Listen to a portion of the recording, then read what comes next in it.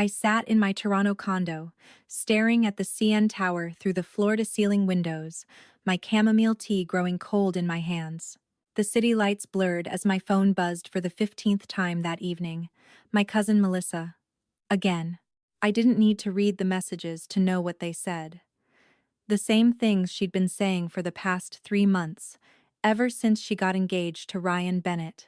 How he was a senior architect at Morrison Rhodes, one of the most prestigious firms in Canada.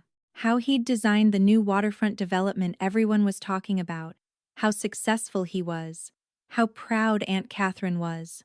How I should really think about settling down instead of chasing dreams that haven't panned out yet. The irony wasn't lost on me. My name is Jordan Reeves, and I'm 29 years old. For the past 8 years, I've poured everything into building Cascade Design Collective from the ground up. We started in a cramped office above a bubble tea shop on Spadina Avenue, just me, my best friend from architecture school, and a massive dream. Today, we're a multidisciplinary design firm with 230 employees across 3 offices. Our Toronto headquarters alone occupies 4 floors of a building we designed ourselves. Last month, we finalized a partnership with the city to redesign Union Station's retail district. The month before that, we won the bid for the new Performing Arts Center in Vancouver. Our firm's valuation hit $900 million in our last funding round, and we're on track to break $1 billion by next quarter. But my family doesn't know any of this. To them, I'm still Jordan, who's always busy with work. Jordan who misses family dinners. Jordan who can't commit to a relationship. Jordan who's still figuring things out while her younger cousin has it all together. I learned early on that explaining my work to my family was exhausting. My parents, both school teachers in Mississauga, couldn't quite grasp what a design collective actually did. "So, you're an interior decorator?" my mother would ask, her tone suggesting I should have become a lawyer like my older brother Marcus instead. Melissa had always been the golden child in our extended family. Pretty, charming, knew how to say exactly what the aunts and uncles wanted to hear. She'd gone to Queen's University, gotten a degree in communications, and now worked in marketing for a skincare company. She made decent money, had an active Instagram following, and most importantly to our family, she was getting married at 31, apparently the perfect age, according to Aunt Catherine. I'd tried explaining my career path exactly once, at a family dinner 3 years ago. I'd just secured my first major commercial contract. A boutique hotel chain wanted us to redesign their flagship location. I was so excited. I thought surely this would make them understand. "That's nice, dear," my mother had said, barely looking up from her plate. "But when are you going to get a stable job? Something with benefits?" Marcus had laughed. "Mom, she basically runs a freelance gig. It's not the same as having a real career." I'd stopped trying after that. Let them think what they wanted. My work spoke for itself, even if they never listened. My phone buzzed again. This time, I looked. "Melissa, Jordan, are you even getting my messages? I need you to call me right now. It's about the engagement party." I sighed and dialed. She picked up on the first ring. "Finally! I've been trying to reach you for hours. Where have you been?" "Working, Melissa. Some of us have to." "Whatever. Listen. The engagement party is Sunday at the Harbor Club. Ryan's parents are flying in from Vancouver. This is a big deal, Jordan. His father is a retired judge. His mother sits on like 5 charity boards. You need to be there, and you need to not embarrass me." I blinked. "Excuse me?" "You know what I mean. Don't talk about your weird art projects, or whatever it is you do. Ryan's family is very traditional, very successful. His sister is a surgeon. His brother runs a hedge fund. I don't want them thinking my family is, beneath them." The casual cruelty of it hit me like a slap. Beneath them? Oh, don't be so sensitive. I'm just saying, maybe don't mention that you're still doing the startup thing. It's been, 8 years? At some point you have to admit it's not working out and get a real job. Ryan and I were actually talking about this, and he knows someone at a marketing firm who might have an opening for you. Entry level, but it's a start. I closed my eyes, counted to 5. "That's very thoughtful, Melissa. I'm just looking out for you." Anyway, Sunday at 2. Don't be late. And please try to dress nicely. Not those weird architectural black outfits you always wear. She hung up before I could respond. I set my phone down and walked to my home office. The walls were covered in architectural renderings, awards, featured magazine covers. Canadian Architect had done a 6-page spread on our firm last year. Azure magazine had named me one of their top 30 under 30 inches design, though I was 28 at the time, so that window had closed. The Ontario Association of Architects had given us their Emerging Practice Award. None of it mattered to my family. To them, I was still the dreamer who should have chosen something more stable. The next few days crawled by in a blur of meetings and design reviews. On Thursday, I had a video call with the City Council about the Union Station project. On Friday, we presented our initial concepts for a new mixed-use development in the Distillery District. Our client loved it. Signed off on the next phase immediately. Saturday afternoon, my phone rang. My mother. Jordan, sweetie, I'm calling about tomorrow. You're coming to Melissa's party, right? Yes, Mom. I'll be there. Good, good. Now listen.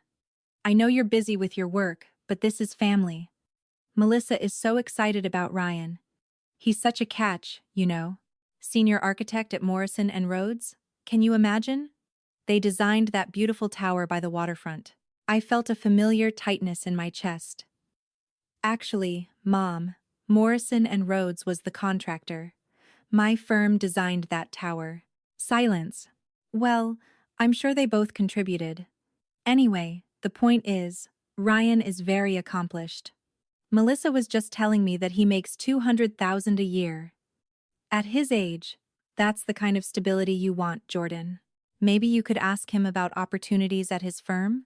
I'm sure they need people who do whatever it is you do. I don't think that would be appropriate, Mom. Why not? Networking is important.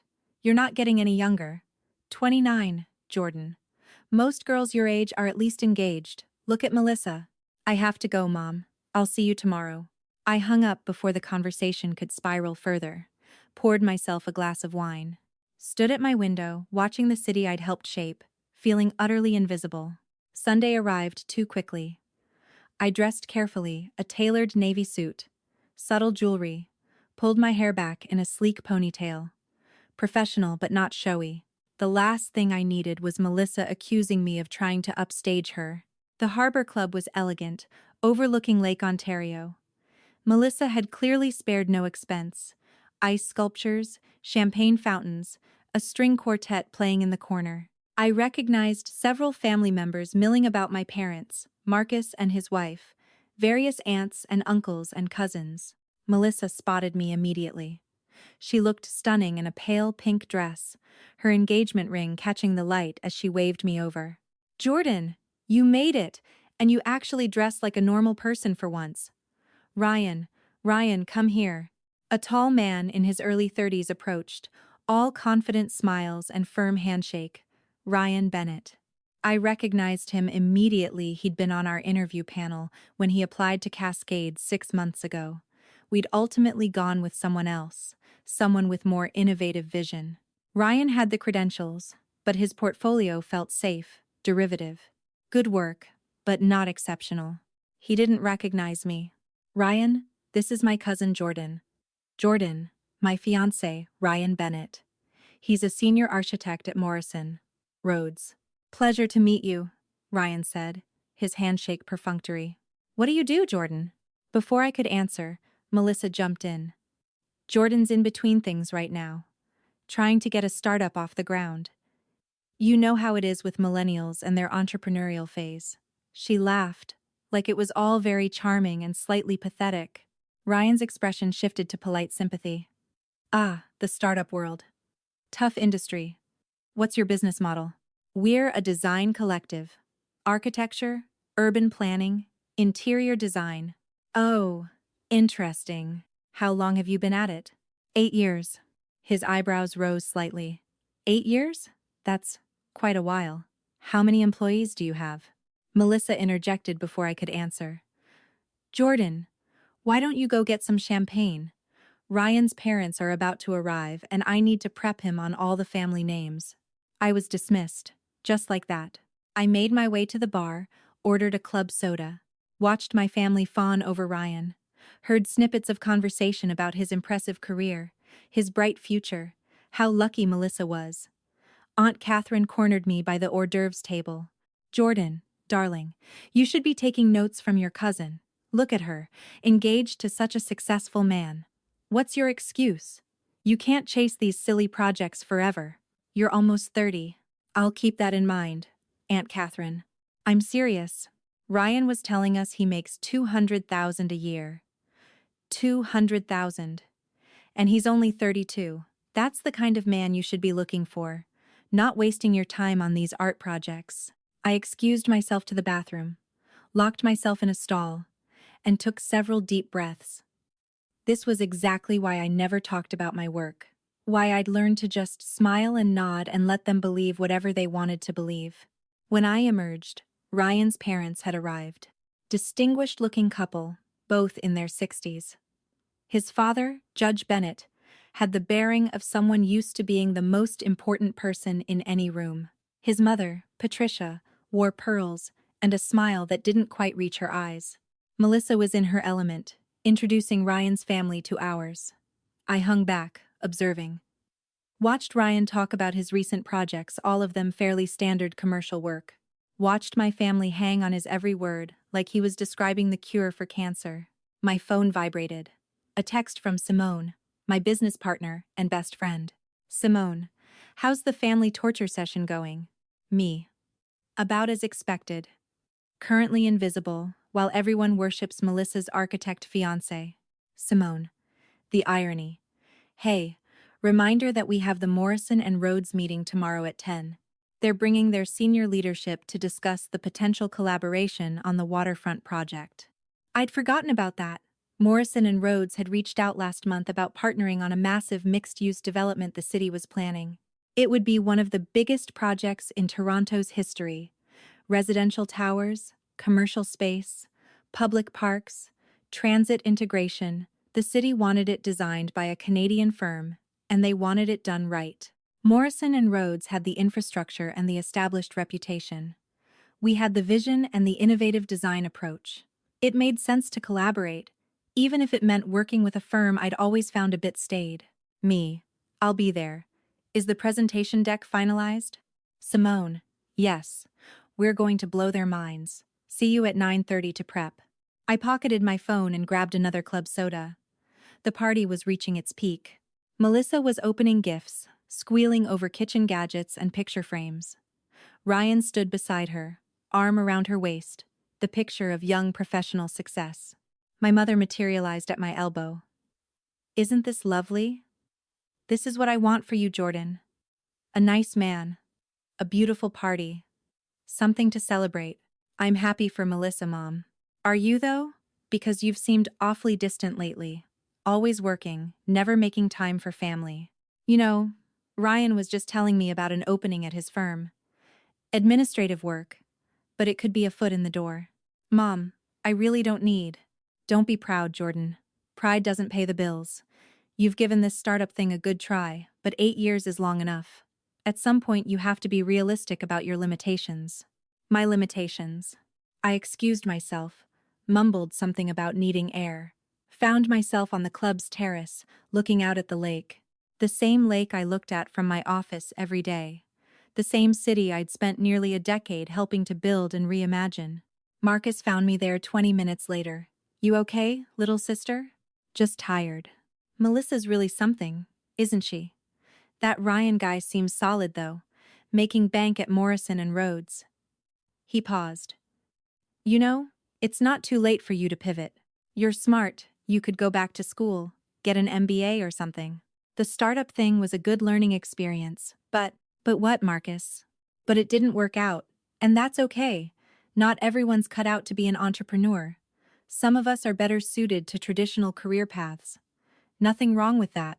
I looked at my older brother, the one who'd become a corporate lawyer, the one who'd always done everything right, the one who'd never understood why I chose the harder path. You're right, I said quietly. Not everyone's cut out for it. He seemed relieved I was being agreeable. Clapped me on the shoulder and headed back inside. I stayed on the terrace until the party wound down, hugged Melissa goodbye, endured more comments about my need to get serious about life, drove home in silence. That night, I couldn't sleep. Kept thinking about Ryan's face when he asked how many employees I had. The polite sympathy. Like I was a child who'd tried really hard but ultimately failed. At 6 a, I gave up on sleep and went for a run along the waterfront. Past the tower my mother had credited to Morrison and Rhodes. Past the boutique hotel where I'd gotten my first big break. Past 3 other buildings we'd designed, their silhouettes familiar against the dawn sky. I showered, dressed in my favorite black suit, the architectural look Melissa hated, and headed to the office. Simone was already there, surrounded by presentation boards and material samples. "You look terrible," she said by way of greeting. "Rough night, family stuff. Say no more." "Coffee? Please." We spent the next hour reviewing our presentation for Morrison and Rhodes.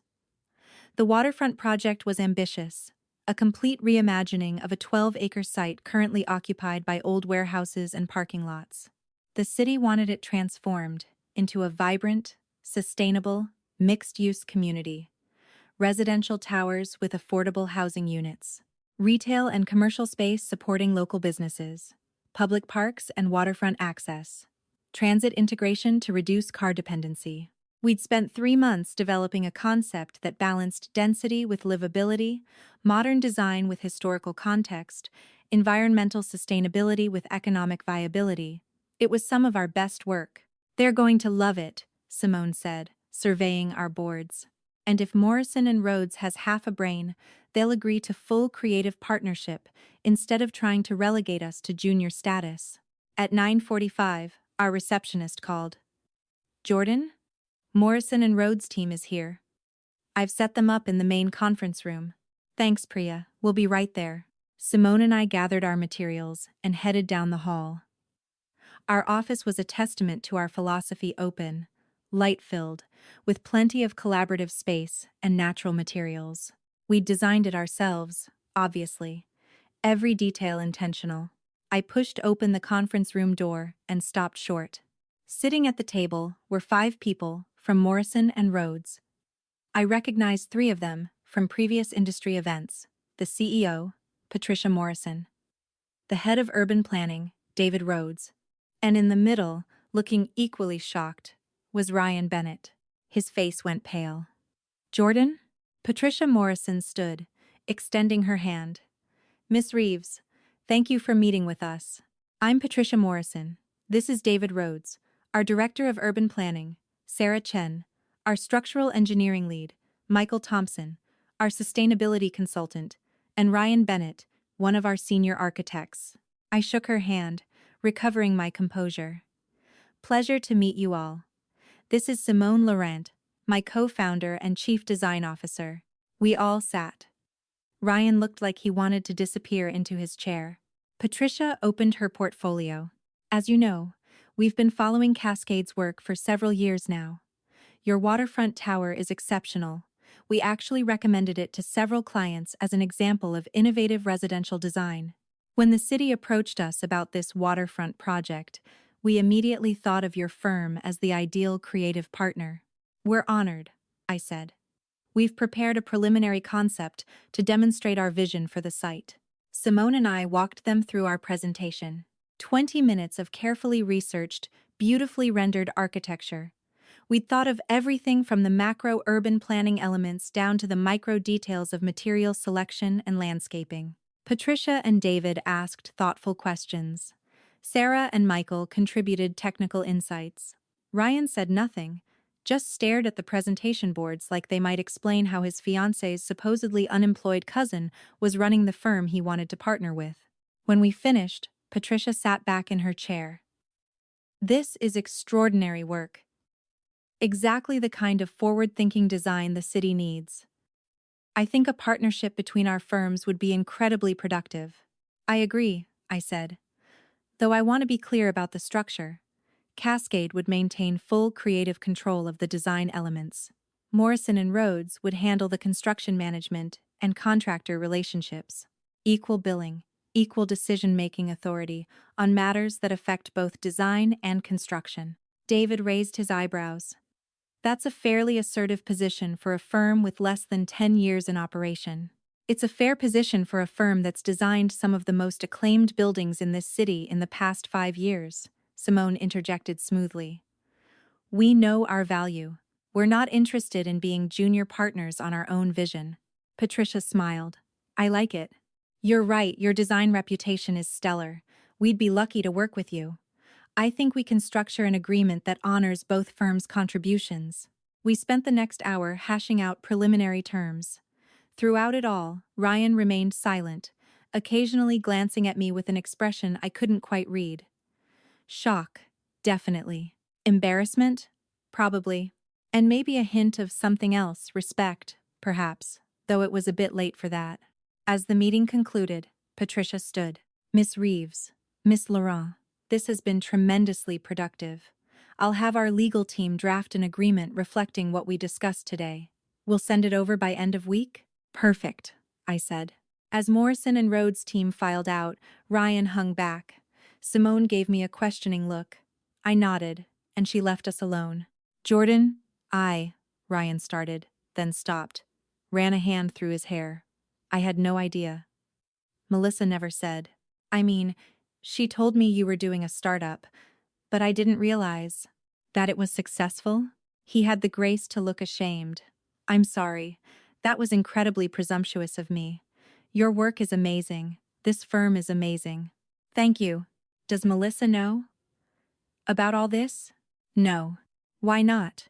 I considered the question. Because I got tired of explaining myself to people who'd already decided I was failing. It was easier to let them think what they wanted and focus on building something real. Ryan nodded slowly. For what it's worth, I'm sorry for being dismissive yesterday. That was unfair. It was. But you're hardly the first. He shifted uncomfortably. Are you going to tell Melissa? I don't know. Does it matter? She's my fiancé. I think she'd want to know that her cousin is actually incredibly successful, and I completely misjudged you. Will you tell her? I asked. He hesitated. That's not really my news to share, is it? Smart answer. After Ryan left, I sat alone in the conference room for a few minutes. Simone poked her head in. You okay, boss? That was Melissa's fiancé. The one from the party? The one who thinks you're unemployed? That's the one. Simone let out a low whistle. Oh, this is delicious. What are you going to do? I have no idea. That evening, my phone exploded. Melissa called 6 times in a row. I ignored all of them, until the 7th call, when I finally picked up. Jordan, why didn't you tell me you're actually successful? I pulled the phone away from my ear. Melissa, Ryan just told me everything. About your firm, about the meeting, about the waterfront project. Do you have any idea how embarrassed I am? Embarrassed that I'm successful? Embarrassed that I've been telling everyone you're struggling with some startup when you're actually running this massive firm. I introduced you as between jobs to Ryan's parents. They're going to think I'm a complete idiot. I felt a familiar exhaustion settling in. Melissa, I never lied to you. You never asked about my work. You assumed I was failing, and I let you believe it. But why? Why wouldn't you just tell us the truth? Because every time I tried, no one listened. Remember 3 years ago when I told everyone about my first major contract? Mom said I should get a stable job with benefits. Marcus laughed and called it a freelance gig. You changed the subject to talk about your new apartment. So I stopped trying. Silence on the other end. Melissa's voice was smaller now. I didn't realize. I thought you were being secretive because you were embarrassed. I was embarrassed. Just not for the reasons you thought. Jordan, I'm sorry. I really am. I've been so wrapped up in my own stuff. I didn't. I should have asked. Should have listened. Yes, you should have. Can we start over? I want to know about your work. I want to support you the way you've supported me. I wasn't sure I believed her, but I appreciated the effort. We can try. Ryan feels terrible, by the way. He's been kicking himself all afternoon. He really wants this waterfront partnership to work. It will work. We're professionals. I know. But Jordan, I really am proud of you. Even if I've been a terrible cousin and didn't show it. What you've built is incredible. Thank you, Melissa. We talked for a few more minutes before hanging up. I wasn't naive enough to think one conversation would fix years of dismissiveness, but it was a start. The following Sunday, we had another family dinner. My mother's house, the whole extended family again. I'd considered skipping it, but Melissa had specifically asked me to come. When I arrived, the atmosphere was different, quieter. People actually looked at me when I walked in. My mother approached first. Jordan, sweetheart. Melissa told us about your firm. Why didn't you say anything? I tried, Mom. You told me to get a stable job. She had the grace to look chagrined. I didn't understand. I thought you were just... I don't know what I thought. But I'm sorry for not taking you seriously. Marcus came over next. Little sister, apparently you've been holding out on us. Melissa showed me your website. That waterfront tower, Mom, said Morrison, and Rhodes designed it, but it was you? It was us, yes. That's really impressive, Jordan. I owe you an apology. I've been kind of a jerk about your career. Kind of? He laughed ruefully. Okay, really a jerk. I'm sorry. The evening proceeded with a surreal quality. People who'd ignored my work for years suddenly wanted to hear about every project. Aunt Catherine asked detailed questions about our design process. My uncle wanted to know about our business model. Even my father, usually silent on matters of career, expressed pride in what I'd accomplished. It should have felt validating. Instead, it just felt sad. Ryan found me in the kitchen later. How are you holding up? It's weird, I admitted. All these years, I wanted them to see me. Now they do, but only because you validated me. Because Morrison and Rhodes wants to work with us. My success isn't real to them until it's endorsed by someone they already respect. He nodded thoughtfully. That's a fair observation. For what it's worth, your work would be impressive regardless of any partnership with us. You didn't need our validation. I know. But they did. Melissa joined us, slipping her arm through Ryan's. Jordan, I was thinking we should do a toast. To you, to your success. It's long overdue. Melissa, you don't have to. I want to, please. She clinked her glass, waited for the room to quiet. Everyone, I want to make a toast to my cousin Jordan. I've spent the past week learning about what she's actually accomplished, and I'm blown away.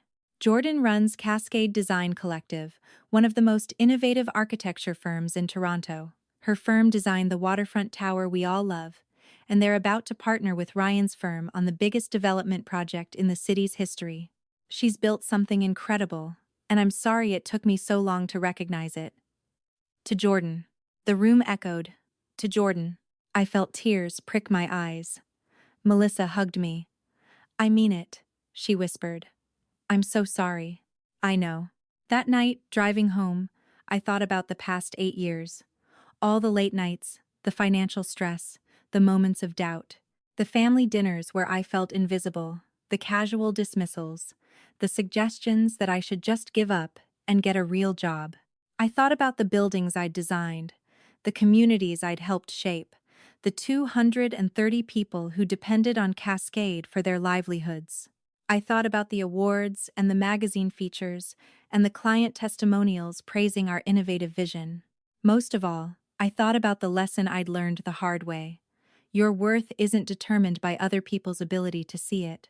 For years, I'd let my family's inability to understand my work chip away at my confidence. I'd internalized their doubts, questioned my choices, wondered if they were right, if I should have picked something more conventional, more easily explained, more obviously successful. But success isn't about other people's approval. It's about building something you believe in, even when no one else sees the value yet. My family's recognition felt good, but it didn't change anything fundamental. I was the same person I'd been last week, running the same firm, doing the same work. The only difference was their perception, and I'd learned the hard way that perception is fickle, changeable, unreliable. The real validation came from my clients, from the people who lived and worked in the spaces we designed, from the industry peers who respected our vision. It came from knowing that I'd stayed true to my creative principles even when it would have been easier to compromise. It came from building something sustainable and meaningful, something that would outlast any family dinner conversation. 3 months later, the waterfront project was officially announced. Cascade and Morrison and Rhodes in full partnership, exactly as we'd negotiated. The press coverage was extensive. Canadian Architect did a feature. The Toronto Star ran a front-page story. CBC interviewed both firms about our collaborative vision. Melissa shared every article on her social media, tagging me, expressing pride in her cousin. My mother framed the Toronto Star article and hung it in her living room. Marcus called to congratulate me. Mentioned he'd been telling his law firm colleagues about his sister, the architect.